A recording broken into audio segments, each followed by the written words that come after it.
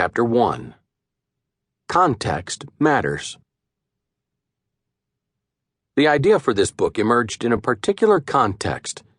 It was born as I prepared a sermon for the Sunday of my 70th birthday in what was then my home church, Trinity Episcopal Cathedral in Portland, Oregon. My birthday was, as always, in Lent.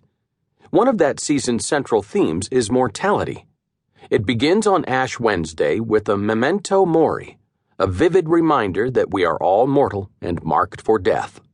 Ashes are put on our foreheads in the shape of a cross as we hear the words, "Dust thou art, and to dust thou wilt return." None of us gets out of here alive.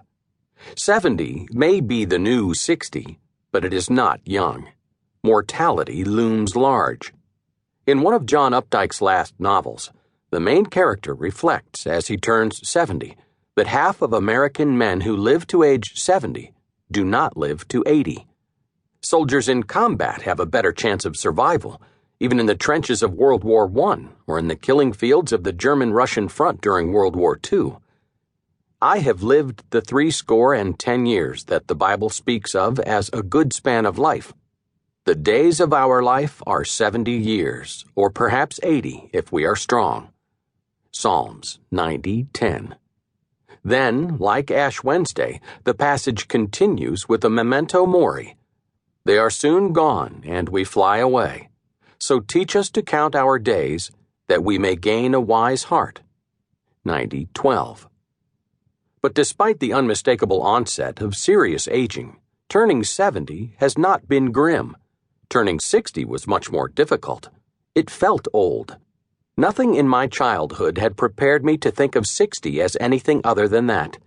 60 felt like the end of potential and the beginning of inevitable and inexorable decline. At 70, I primarily feel gratitude. Each extra day feels like lagniappe, a Cajun French word that means something extra, like the cherry on top of the whipped cream on top of the hot fudge on top of the ice cream. I enjoy my days more than I ever have. At 70, life is too short to spend even an hour feeling preoccupied or grumpy or out of sorts. I have also experienced a second and unexpected effect of turning 70. It has been interestingly empowering. In a sentence, if we aren't going to talk about our convictions, what we have learned about life that matters most, at 70, then when? Some care needs to be exercised. 70 isn't a guarantee of wisdom or a license to be dogmatic. It's quite easy to be an opinionated old fool. The process of preparing that sermon led me to the triad that shapes this book: memories, conversions, and convictions. Memories, especially of childhood, but also of the decades since. Conversions, major changes in my orientations toward life, including how I understand what it means to be Christian. Convictions, how I see things now, foundational ways of seeing things that are not easily shaken. Whether we are conscious of it or not, I think the triad of memories, conversions, and convictions shapes all of our lives. When I mentioned to a friend that I was working on this book, he asked, "So you're writing a memoir?" His question caused me to think about whether I was. "No," I said, "not a memoir in the sense of an autobiography. As autobiography, my life in many ways has been unremarkable, except in the general sense that all of our lives are remarkable.